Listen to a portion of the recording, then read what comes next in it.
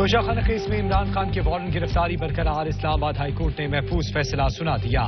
عمران خان کو پیشی کی انڈرٹیکنگ ٹرائل کورٹ میں جمع کرانے کا حکم۔ چیف جسٹس عامر فاروق نے ریمارکس میں کہا، ٹرائل کورٹ مطمئن ہوئی تو وارنٹ منسوخ کر دے گی۔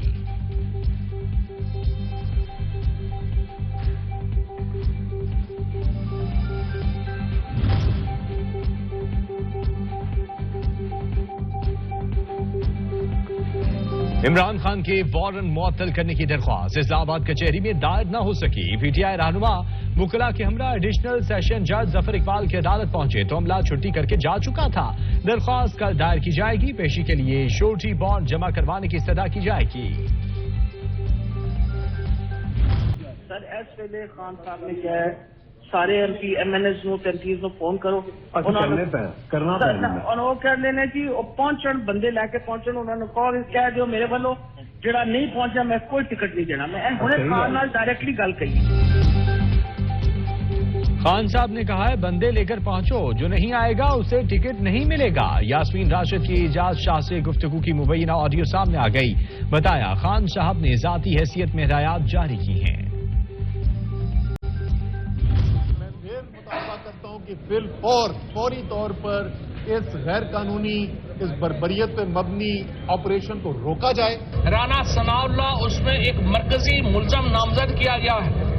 ہم عمران خان کو رانا ثناء اللہ کے حوالے نہیں کر سکتے۔ ہم یہ نہیں کر سکتے کہ عمران خان کی جان لے لی جائے۔ عمران خان پاکستان کا اثاثہ ہے۔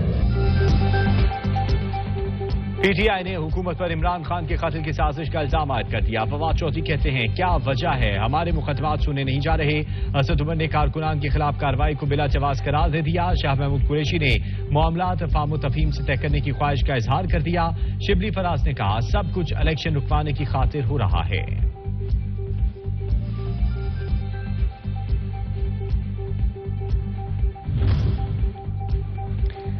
عمران خان اپنی کرنی کا پھل کاٹ رہے ہیں، حکومت کا مقدمات سے کوئی لینا دینا نہیں۔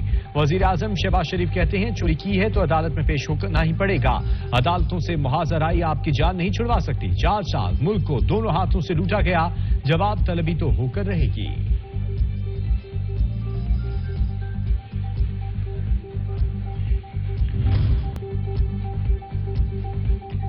ڈومیسائل کا فرق واضح ہے، جو کچھ عمران کر رہے ہیں ہم کرتے تو مائیں ہمیں تلاش کر رہی ہوتی۔ ایم کیو ایم رہنما خالد مقبول صدیقی کا شکوہ، کہا جیل حقیقی ہو تو لیڈر نئی طاقت سے ابھرتے ہیں، سہولیات سے مزین قید عوامی مقبولیت نہیں دلا سکتی۔ زمان پارک میں کمانڈوز کی تعیناتی، وفاقی حکومت نے آئی جی گلگت بلتستان محمد سعید کو عہدے سے ہٹا دیا۔ وفاقی اسٹیبلشمنٹ ڈویژن رپورٹ کرنے کا حکم دے دیا۔ گریڈ 20 کے علی خٹک کو آئی جی گلگت بلتستان تعینات کر دیا گیا۔ کار سرکار میں مداخلت کا الزام، عمران خان کے خلاف اسلام آباد میں مزید 3 مقدمات درج۔ شاہ محمود قریشی سمیت 70 کارکنان کو بھی نامزد کر دیا گیا۔ کراچی میں احتجاج پر P T I M P اے نواز شدون کے خلاف مقدمہ درج کر لیا گیا۔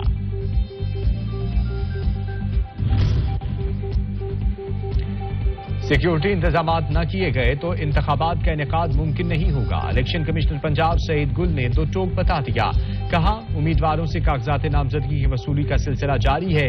آروز نے سیکیورٹی انتظامات پر شدید تحفظات کا اظہار کیا ہے، فول پروف سیکیورٹی کے لیے مرکزی الیکشن کمیشن کو خط لکھیں گے۔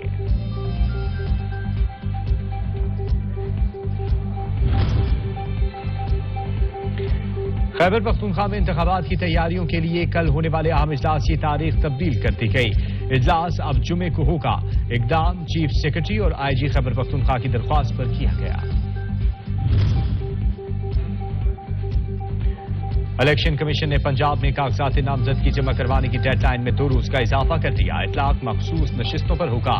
امیدوار کاغذات 16 مارچ تک جمع کروا سکیں گے، بقیہ شیڈول برقرار رہے گا۔ الیکشن کمیشن نے اسلام آباد میں بلدیاتی انتخابات کے لیے حلقہ بندیوں کا شیڈول جاری کر دیا۔ 11 اپریل تک ابتدائی بلدیاتی حلقہ بندیوں کی تکمیل کی جائے گی۔ اعتراضات 3 مئی تک جمع ہوں گے۔ حتمی حلقہ بندیاں 18 مئی کو شائع ہوں گی۔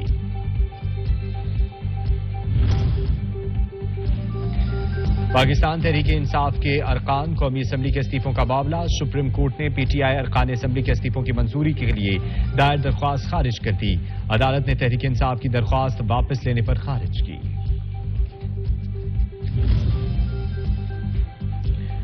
گلگت بلتستان میں ججز تعیناتی کے خلاف وزیر اعلیٰ گلگت بلتستان کی درخواست پر سماعت۔ وفاقی حکومت نے سپریم کورٹ سے جواب جمع کرانے کے لیے مہلت مانگ لی۔ کیس کی آئندہ سماعت 6 اپریل کو ہوگی۔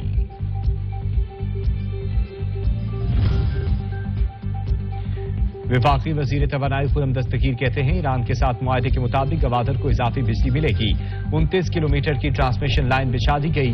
مختلف منصوبوں سے گوادر میں خوشحالی آئے گی۔ دھرکول سے نئی 2000 میگا واٹ بجلی کی پیداوار کا آغاز کیا جا رہا ہے۔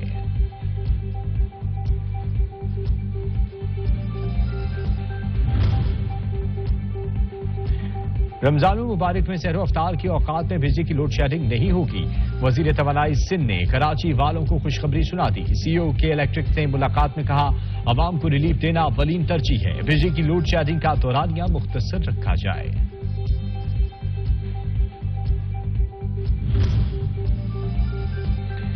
ڈالر کی پرواز لگاتار، انٹر بینک میں قیمت 56 پیسے اضافے کے بعد 282 روپے 85 پیسے ہو گئی۔ اوپن مارکیٹ میں 1 روپے 50 پیسے اضافے کے ساتھ امریکی کرنسی 285 روپے پر ٹریڈ ہوئی۔ اسٹاک مارکیٹ میں تیزی ریکارڈ کی گئی۔ 100 انڈیکس 57 پوائنٹس اضافے کے ساتھ 41,874 پوائنٹس پر بند ہوا۔